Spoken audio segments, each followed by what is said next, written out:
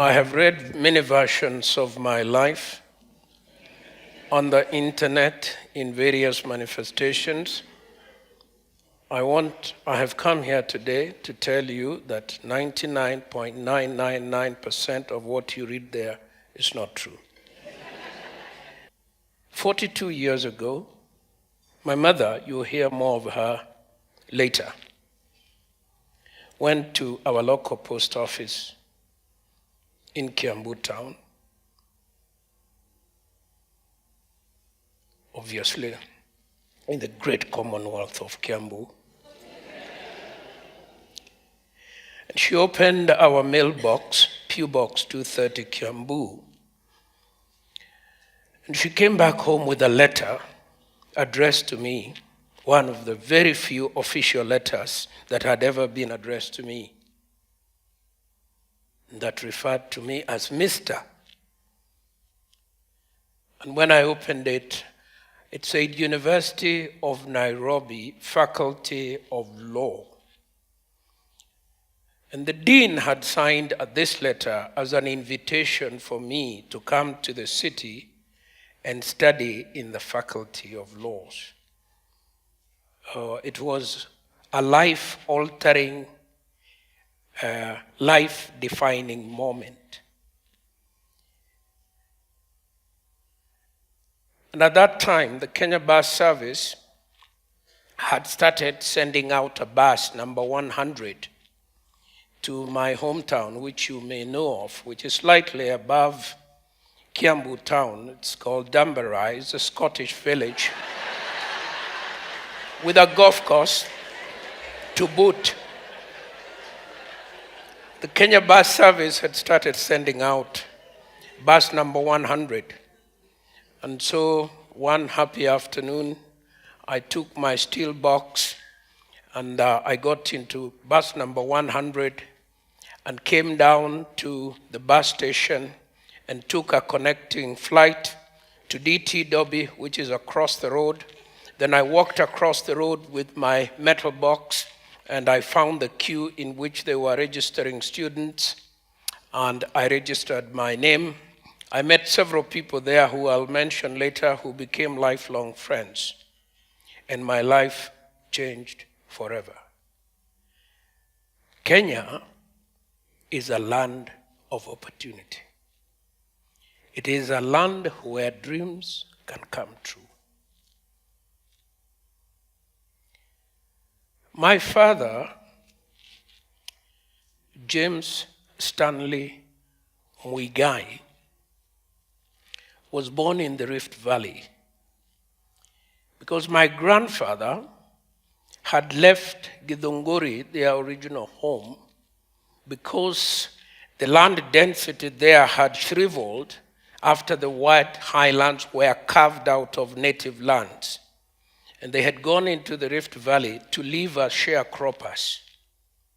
These are people a little like serfs. You look after the Mzungu's cattle and whatever, and he allows you a little place to grow your own crops and to raise your own children. My mother came from Limuru, not so far from here. Wonderful little place. Produced some really good people, including the legendary Ngugi wa Thiong'o.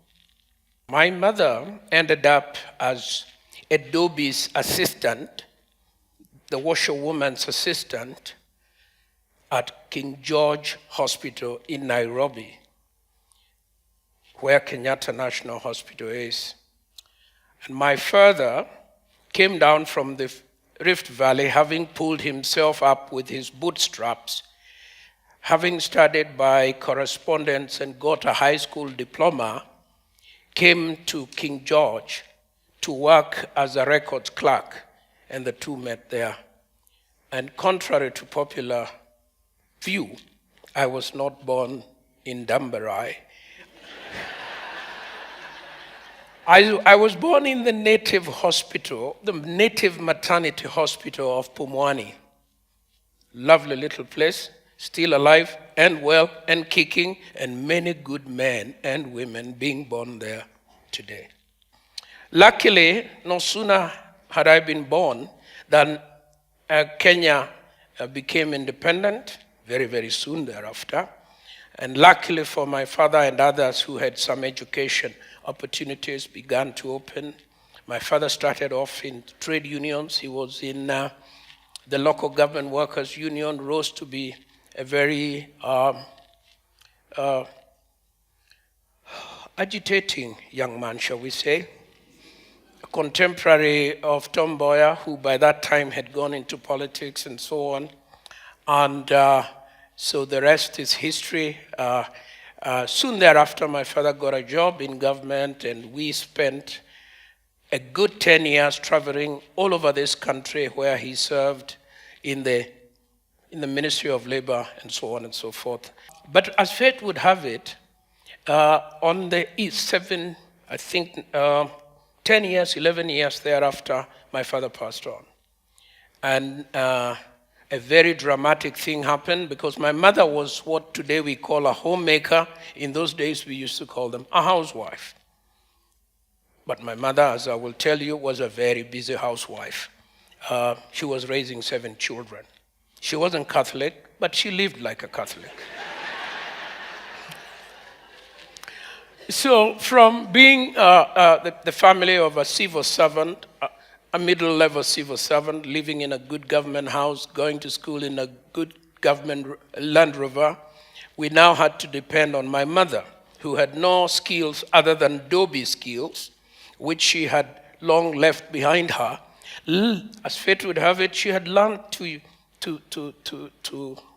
be a seamstress. And when my father passed on, she got one of those Singer sewing machines, and that is how she raised us in Kiambu town. Now that explains how P.O. Box 230 is important. So one of my favorite photographs, I wish I was able to bring it here, was with my mother on her sewing machine, and I sitting right behind her doing the kneading, which I can still do today. I can do all these buttons. I keep telling my kids, never ever have one career. You have read many degrees, but please learn from me. If anything ever happened to me, I can settle in any country in the world because I'm a tailor. And there will always be a demand for tailors, and so on. So that's how I grew up there with as my mother's assistant. I perfectly enjoyed being her assistant. We worked mostly to supply uniforms to basically girls. So we would do the school uniform for girls. Mom would be writing in her book, this is Lucy Njoroge, and then I would be with a tape measure, and she would say, Johero, hips. Then, and she would say, Shiade, shoulders, and I would go. And then she would say, Nyodo. And then, so my mother taught me to be an artist, to recognize and appreciate the human person and the sculpture that God made in the human being.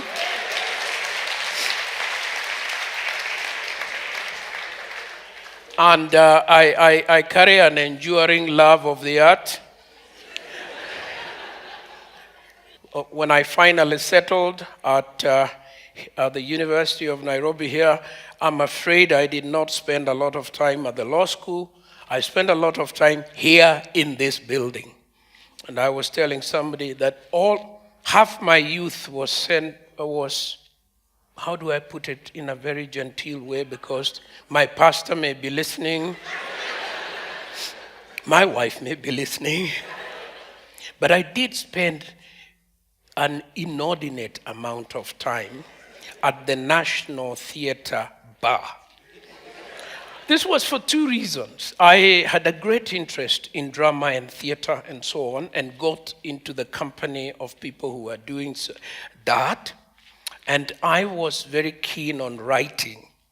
And at that time, we were supporting the Voice of Kenya with scripts, radio scripts, television scripts, and things like that.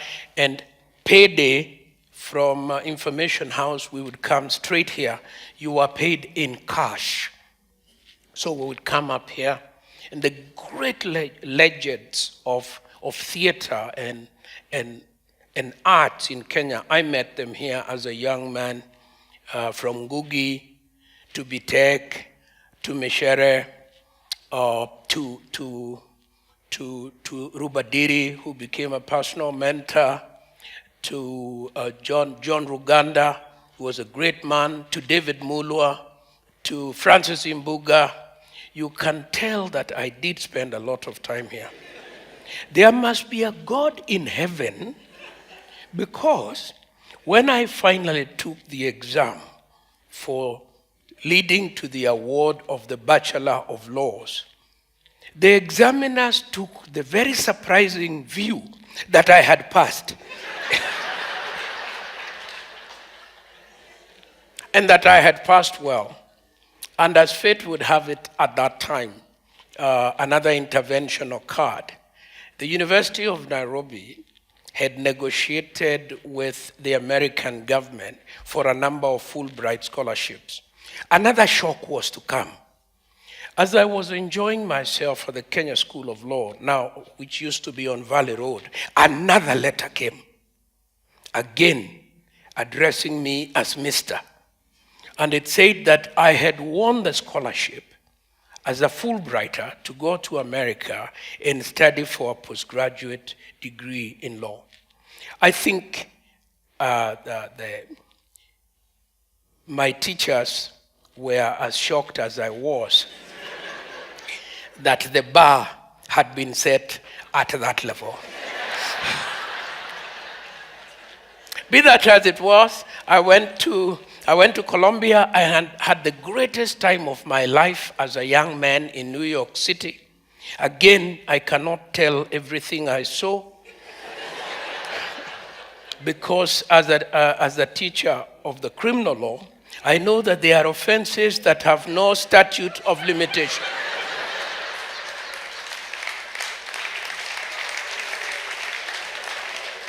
And that both the government of New York City and the federal government and the government of the Republic of Kenya may take an interest on these matters. But believe you me when I tell you that I could not believe that this is where a boy from Eastlands, from Pumwani, had come to the most expensive law school in America and was seated next to the children of the most famous and powerful men and women in the world. I pinched myself so many times, and I would tell my colleague, who I cannot mention because he's a very, very senior judge, and it would embarrass him. But every Friday, as we bought our Heineken and the chicken wings, I would tell him, boy, we are so far from home. And so I enjoyed that. It was a good time. It opened my eyes. It frog-leaped me 20 years ahead of my generation of lawyers. It gave me opportunities that I didn't deserve. I keep saying to my American friends, I cannot recognize the country that was so good to me and is now so vicious to people needing to immigrate because it's life and death.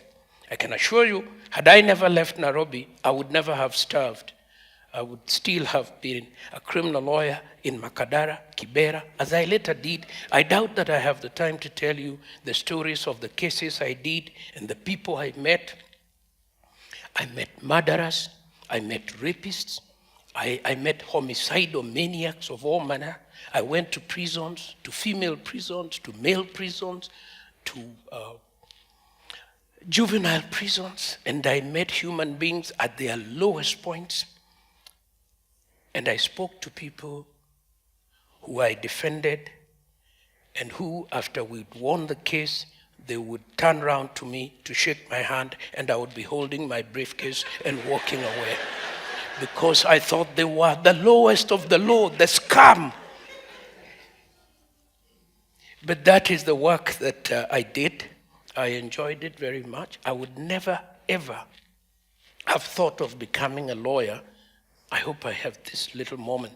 My Auntie Mary, God rest her soul, a very vivacious lady, she had become one of the pioneer farmers in Limuru, African farmers, to have great cattle. And my uncle, poor Uncle Paul, now with our Lord as well. I doubt as happily as Auntie Mary is, for reasons that I will explain shortly. The big, huge highway going to Naivasha then came and took a chop of their land. And Uncle Paul was paid this amount of money. He immediately, not unfamiliar, he immediately left home. He bought a small car, and he got a new wife. And so Auntie Mary rushed home to see my mother, who, having lived with my father for that long, was a very more knowledgeable about the ways of the world. And so he says to my auntie, you need a lawyer. And so Auntie Mary, my mother, and I am my mother's handbag in those days, we are off to Nairobi, off to Jivaji, off to the office of a man called J.K. Kamere. And so as we are sitting here, my mother goes in with my auntie, they talk to the lawyer and so on. He comes out, he has a three-piece suit. And I asked my mother, what does this fellow do? My mother says, he's a lawyer. And what does that mean? He speaks for other people. It doesn't make sense. I forget it. We go home, I go on with my life. I begin high school, long holidays, I say, I need to entertain myself. I go down to the law courts. And I listen to the lawyers. S.M. Otieno, white, all white hair, smoking long white cigarettes. And Byron Georgiadis and all these ones. And they keep talking, and they don't fear the policemen.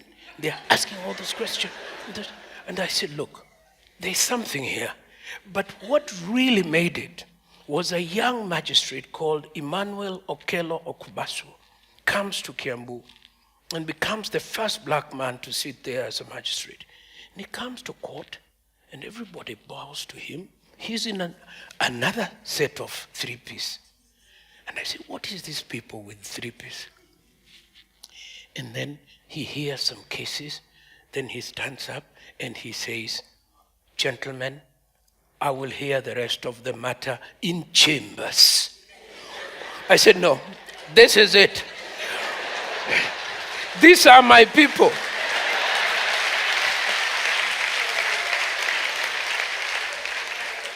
I must have a three-piece. I must be in chambers. I can't be in an office. And from then on, I tried working to go to chambers. So when I got the letter to invite me here, I was coming to be the best lawyer that I could be. I wasn't going to compete with anybody else. I was going to compete with myself. And I was going home to become the SM of my generation. Life surprised me. I went to Colombia, came back, I became a teacher.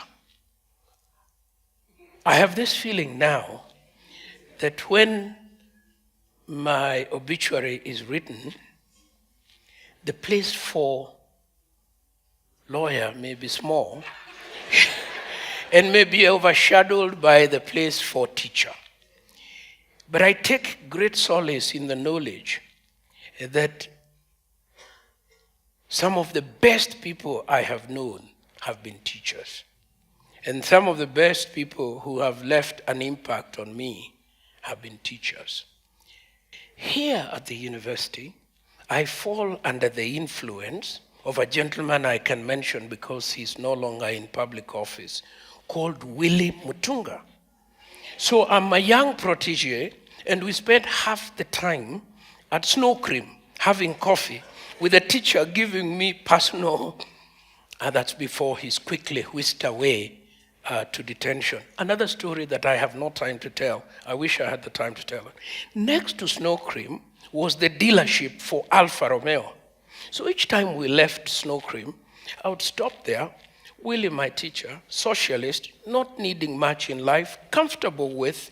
He had a Toyota, which he allowed me to drive, pick up his kids from school. I would look at the Alfa Romeo and say, one day, I must walk into this place and not walk out, ride out. So the immense treasures of this country, a boy from Eastlands, again, is able to live his dream. Fast forward, practicing law, teaching law, agitating with the generation, my generation, little things that would surprise you. We are asking the government. We are begging the government. We are not demanding, not haki zetu. We are begging the government that people should not be detained without trial. That's where we started. Please, government, we are begging you. That's where we started. And we moved on. My generation, today I get the impression that we are moving faster than, which is a good thing. And then when that got into the pocket, we went to another one. And we stopped the language of we are begging. We said, now, we want multi-party. We want. Scafo. We demand. And the rest is history. We went, multi-party came, the new constitution came. I went to serve in CKRC. I spent 4 years of my life there writing the constitution with greater men than myself, and women, of course. I spent a bit of my time on the preamble. I love it. I think it's the best poetry next to our national anthem, and so on and so forth.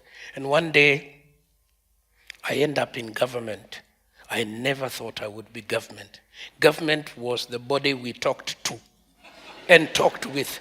One day I woke up and found that everybody is talking to me. And not politely. So we demand, you people, you are insensitive, and so on. And then, so I did my best. 7 years I was there. I tried my very best to be an ethical lawyer, to be consistent, to speak quiet truth to power. Power doesn't like a lot of noise if you are in the inside. So you have to learn to whisper so that your voice carries some. And so I spent 7 years there. I dined with kings and queens and presidents and prime ministers and senators and all manner of people. And each time I pinched myself and said, a boy from Eastlands. The rest is history. Good evening.